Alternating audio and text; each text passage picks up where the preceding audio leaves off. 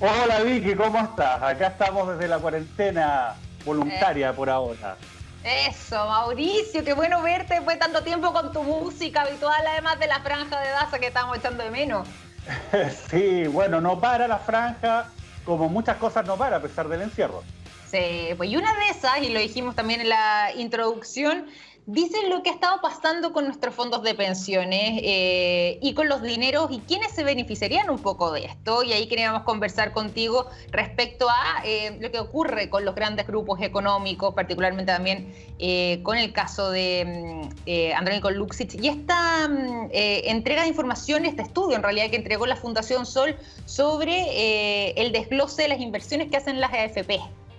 Sí, mira, es bastante impresionante lo que se ha informado, pero yo creo que es un antecedente que ya se sabía desde hace algún tiempo. La Fundación Sol lo que hizo fue analizar en qué se invertía la mitad de los recursos que están en la administradora de fondos de pensiones que corresponden a los fondos que cada uno de los trabajadores aportamos mes a mes a través de este sistema de ahorro obligatorio y que finalmente estas empresas privadas, que son las AFP, administran. Y fíjate, mira lo que descubrieron, entre comillas, de que hay un porcentaje, el 22% del total de los fondos, que son mucho dinero, el total de los fondos son más de 200.000 millones de dólares, una cifra sideral. Bueno, el 22% más o menos de esos fondos se concentra en 30 grandes grupos económicos en Chile.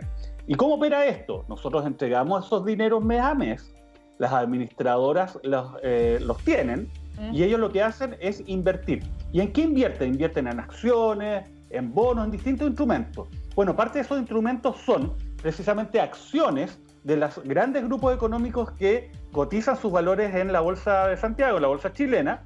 Y bueno, ¿y cuáles son? El Grupo Luksic. Mira, todos los trabajadores le hemos aportado al Grupo Luksic más de 102.000 millones de dólares. Grupo Luksic, que es dueño del Banco de Chile. Claro. Mira, el Grupo Said, que es dueño de Scotiabank, los trabajadores le hemos aportado 6.400 millones de dólares. ¿Qué tal? Impresionante.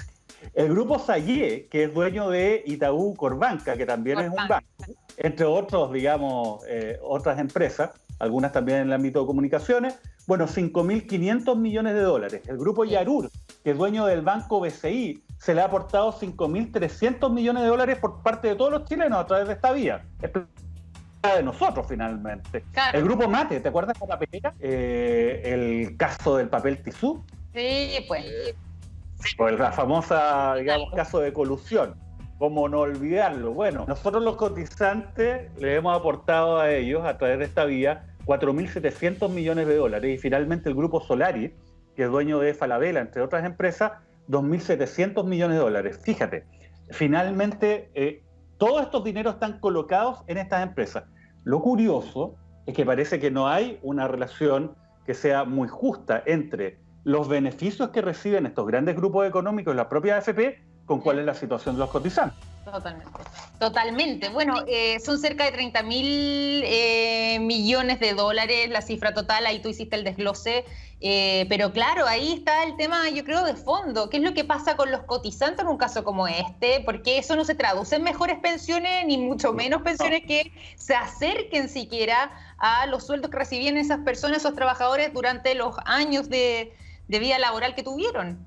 Mira, para nada, como tú bien dices, acá hay una situación que es una asimetría.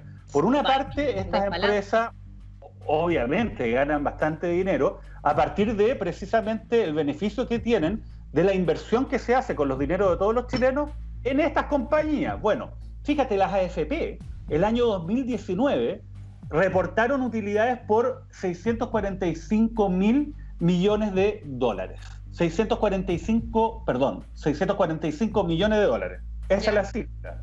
Pero 645 millones de dólares, además una cifra que es el doble de las utilidades que obtuvieron el año 2018. O sea, es un mega negocio. Entonces, este negocio de 245 millones de dólares que finalmente genera como utilidades, bueno, no se ve representado con el beneficio de los trabajadores, cuya pensión promedio es aproximadamente de 178.500 pesos. Esa es la pensión promedio de un jubilado en Chile a través del sistema AFP. Entonces es una situación que es bastante, digamos, injusta, ¿no? y da cuenta de las carencias del sistema. Y esto ni a hablar respecto de lo que ha ocurrido durante los últimos meses vinculado con la situación de pérdida de los distintos fondos. O sea, de hecho, eso hoy día estaba leyendo algunos medios de comunicación y también, bueno, durante el fin de semana que se anunciaba como una gran fiesta esto de que habían subido los fondos de pensión, el fondo C, D y E, pero yo decía, bueno, pero es que llevamos unos meses de pérdida enorme, entonces viene quizá un poco a equilibrar algo que venía siendo una serie de pérdidas permanentes y que ahora están repuntando, no significa que estén teniendo ganancias. O sea, a mi parecer, en realidad, que tengamos tanto que celebrar al respecto. No, sí, es así. Mira, fíjate, el Fondo A perdió solamente entre enero y marzo del año 2020 hasta un 21% del fondo. El Fondo B un 16,8%, el Fondo C un 12,3%, el Fondo D un 8%. Mira, y fíjate, el Fondo E, que se supone que ese era el fondo que se creó. Claro, se creó para que tú no perdieras plata. Se suponía que ese fondo iba solamente a renta fija, pero después la superintendencia dijo, no, métanle más riesgo. Bueno, perdió el 2,8% de lo que eran los montos que ahí estaban depositados por parte de los trabajadores, y era el fondo menos riesgoso. Obviamente había un repunte durante abril, pero más allá de esto, lo que te demuestra toda esta situación es que finalmente los dineros de los trabajadores no pueden estar finalmente a lo que sea los vaivenes de la economía, esta montaña rusa, lo que ocurra en la bolsa. Entonces acá lo que hace falta, obviamente, es tomar medidas de fondo. Siempre se ha planteado de que, con justa razón por lo demás, esta reforma al sistema de pensiones que se realizó en los años 80, ¿no? Sí. Y que dio pie al decreto ley 3.500, finalmente no era una reforma para beneficiar a los pensionados, sino esto era básicamente una vía para poder obtener recursos y meterlos, inyectarlos al mercado de capitales. Recordemos los años 80, Chile, un país del tercer mundo, donde no había la posibilidad de poder inyectar dinero desde afuera, era poco probable. La mejor forma era decir, ¿sabe qué? Agarremos todos los dineros que tienen que aportar los trabajadores a través de un sistema de ahorro obligatorio y metamos esos dineros en las compañías de nuestro país. Y eso es lo que ocurrió. El problema es que finalmente esto ha generado una situación donde las grandes empresas obtienen grandes ganancias, las administradoras de fondos de pensiones ni hablar, y los cotizantes tienen pensiones de miseria, que finalmente hoy día jubilar te deja directamente instalado en una situación de pobreza en una gran cantidad de casos. Y que además en un contexto como este viene a agravar aún más la situación porque hemos visto las filas, además, bueno, aparte de la realidad de los adultos mayores, los pensionados en realidad que están recibiendo estas cantidades tan bajas de sus pensiones y que con todo lo que está pasando, los gastos en salud, farmacia, en remedio, vuelve a recrudecerse quizá una situación social tan vulnerable y compleja como la que tienen que atravesar nuestros pensionados. Claro, fíjate de que siempre sale por ahí un titular, ¿no? Que es de los años 80, donde se señalaba, mire, al 2020 las personas van a recibir como pensión un monto equivalente a lo que fue su último sueldo. Imagínate, exacto, la tasa de reemplazo que se llama, que es el porcentaje de lo que es la jubilación en relación a tu último sueldo. Pues la verdad que eso está muy lejano. Hoy día, como te digo, las pensiones son aproximadamente 178.500 pesos la pensión promedio. Entonces la verdad que acá lo que se debe hacer es cambiar este sistema que funcionó súper bien, porque como podemos ver, efectivamente se inyectó dinero al mercado de capitales chileno, las grandes empresas le están yendo bien, ¿no? Y además las AFP están ganando mucho dinero, pero esto se vendió como si fuera una reforma de pensiones, no fue en rigor una reforma de pensiones. Mira, tanto es así de que hoy día habían AFPs como Capital y Hábitat que en medio de esta crisis y en medio además de las grandes pérdidas que cada uno de sus fondos tiene, bueno, resulta que empezaron a decir de que iban a repartir utilidades por varios cientos de millones de pesos a sus accionistas, las accionistas de la administradora. Entonces es una situación bastante abusiva. Afortunadamente, claro, han existido algunos proyectos de ley. A mí me ha tocado participar junto al senador Bianchi, un proyecto de ley que prohíbe el que se puedan repartir dividendos por parte de las sociedades administradoras de fondos de pensiones si es que algunos de los fondos que ellos administran tienen pérdida. Pero eso claramente no es suficiente. Hay que discutir si es que vamos a ver finalmente la posibilidad de hacer cambios estructurales que quizás no vaya a un sistema de reparto. El sistema de reparto que existía antiguamente, que ojo, En la reforma de los 80 lo reservó para las Fuerzas Armadas, ¿no? Que lo que básicamente hace es que... Exactamente. Claro, todo el dinero que uno aporta va a una cuenta global, ¿no? Y en definitiva las generaciones que trabajan están financiando a quienes están jubilándose. Eso también ha causado problemas en distintos lados, pero tampoco ir al extremo que estamos hoy día, que sea un sistema mixto donde existan cuentas particulares, pero también una parte haya, digamos, un aporte solidario, ¿no? Que también sea integrado por el Estado, por los empresarios y por los trabajadores. Digamos, si es que finalmente el gobierno se anima a hacer una reforma estructural. Yo creo que la situación está porque este sistema no da para más. No da para más, eso yo creo que ha quedado en evidencia. Oye, si pasamos a otro tema de conversación, algo que ha sido una verdadera teleserie, yo creo, y que todos los días nos sorprendemos con cada capítulo nuevo, estos sablazos internos que hay al interior del Tribunal Constitucional. ¿Qué es lo que ha estado pasando para que esté esta disputa? Ya que vemos personajes como María Luisa Abraham, como Iván Aróstica, en fin, tiene de todo ya esta situación. ¿Qué es lo que ha ocurrido ahí? Bueno, es patético ver cómo de una manera grotesca los miembros del actual Tribunal Constitucional están autodestruyendo la poca credibilidad que a mi juicio tenía ya esta institución, ¿no?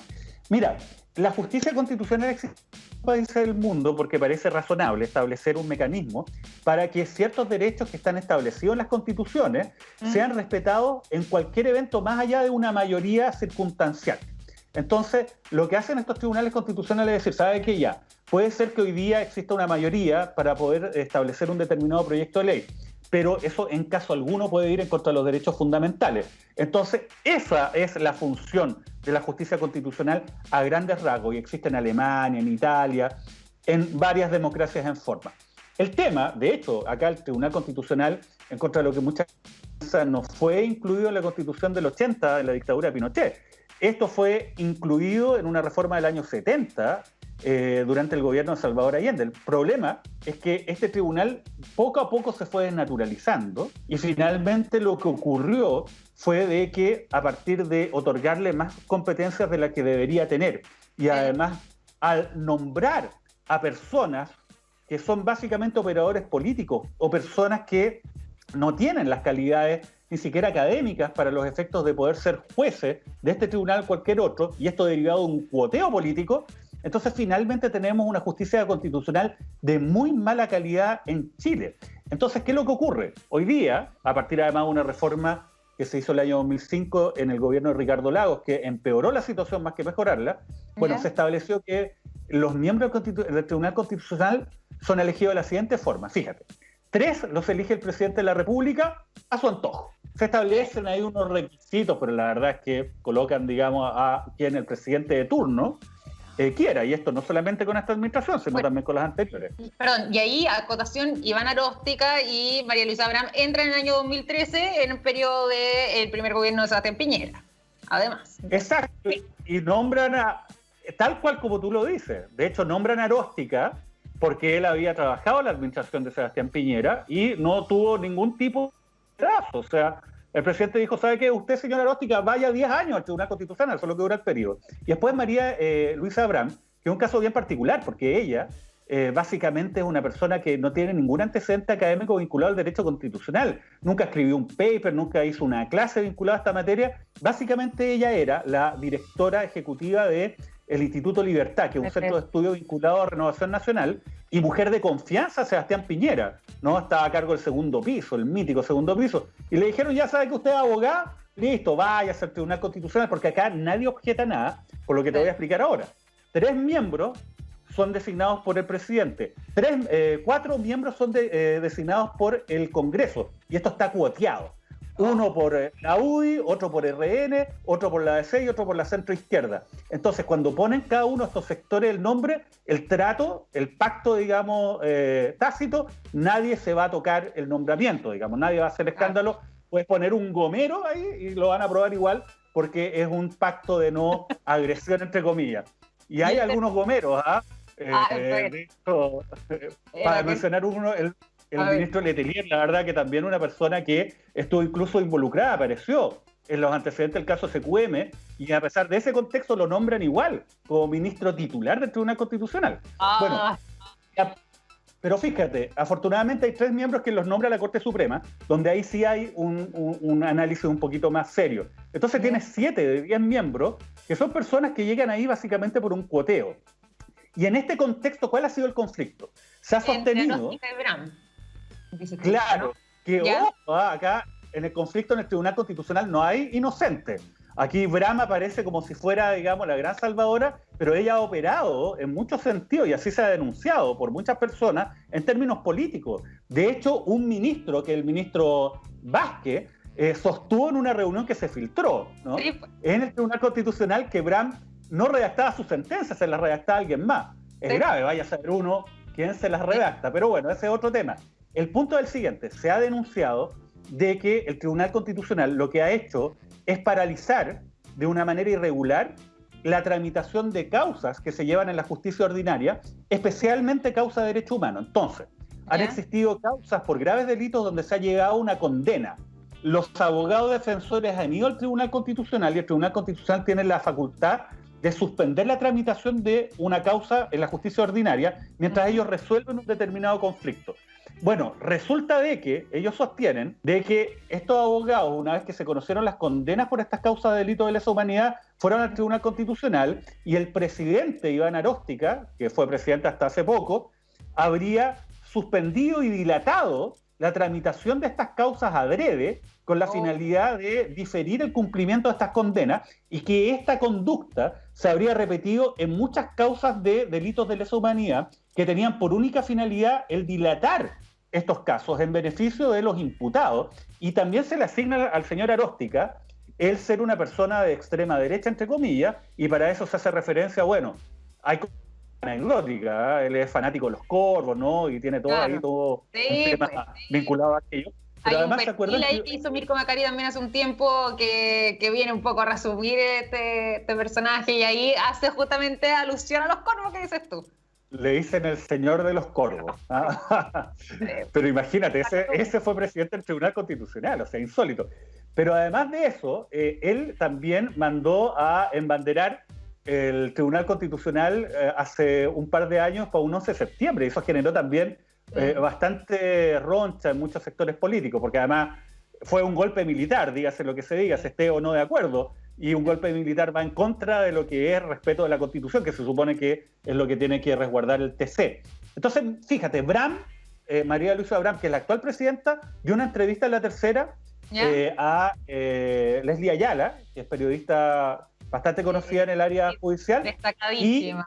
Claro, bueno, y Leslie le sacó esta declaración y finalmente ella dijo, mire, estos son hechos que están al borde de la corrupción. Se inició una investigación criminal. De hecho, la fiscal Jimena Chong, que es una fiscal muy destacada, a mi juicio probablemente la mejor investigadora que tiene hoy día el Ministerio Público, fue designada para indagar la existencia de delitos de cohecho, de prevaricación administrativa, entre otros. Entonces, esto va a generar una roncha bien importante y por sobre todo yo creo que esto va a marcar el debate constitucional respecto de qué justicia constitucional necesitamos en Chile. Sin duda, necesitamos una justicia constitucional, pero no este Tribunal Constitucional. Necesitamos personas que sean, en términos académicos, profesionales, personales, impecables en cuanto a sus antecedentes para acceder a este tribunal y además que las facultades del TC sean muy delimitadas y que se ejerzan en forma excepcional cuando realmente hay una amenaza a lo que es las garantías de derechos constitucionales y sobre todo, ojalá,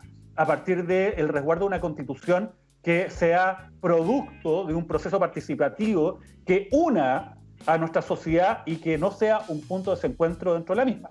Muy, muy cierto, y me quedo con esa reflexión. Mauricio, tenemos que ir finalizando este contacto, pero antes de cerrar, te quiero mencionar nomás, no sé si pudiste revisar lo que estamos viendo ahora en pantalla, lo que pasa con Sergio Jadue, que nuevamente se posterga esta audiencia que ya queda para el mes de noviembre, nuevamente, o sea, la espera casi... Es de no creerlo en realidad. Uno entiende que hay un contexto ahora que es distinto, pero aún así se ha dilatado demasiado este proceso. Oye, la verdad es que Sergio Jadue, de hecho, van a hacer una serie de televisión con su caso. Da para serie. Da para serie y para mucho más. La verdad que él está en un proceso donde él ofreció colaborar con la Fiscalía norteamericana respecto de casos de corrupción vinculados a la FIFA. A cambio de eso, él iba a obtener ciertos beneficios y finalmente eso es lo que se está discutiendo. Oye, esta dilación ya es bastante además impresentable porque más allá de lo que ocurrió con el coronavirus, ya se había dilatado varias veces antes de esta crisis. Ahora, la verdad es que en el intertanto Sergio Jao está feliz en Miami, así que bueno. En la playa, claro, no sé. Pero es impresionante lo que pasó con él. Oye, ya vamos a discutir otro día de ese caso. Sí, apareció en un yate. ¿Te acuerdas que apareció en un yate todo bronceado? Es como una burla. Bueno, por eso. Entonces el sistema de justicia, mira, tiene que ser eficaz y oportuno, porque si no es eficaz y oportuno, no es justicia, y eso es aplicable en Chile y también en el extranjero. Eso es muy cierto. Y Mauricio, qué bueno verte, qué bueno este reencuentro. Queremos agradecerte nuevamente además el contacto con Cadena Nacional y nada, mandarte un abrazo grande a la distancia, pues. Igualmente, ojalá que estén súper bien, cuídense todos y nos vemos próximamente. Que estén muy bien, un abrazo. Eso, con harto tema ahí también para conversar. Un abrazo grande, Mauricio Daza, que estuvo acá nuevamente con su franja de Daza, un clásico de Cadena Nacional. A todos ustedes que nos han estado acompañando durante este capítulo, agradecerles también por su sintonía. Y mañana a la misma hora nos volvemos a reencontrar por las pantallas de Vía X.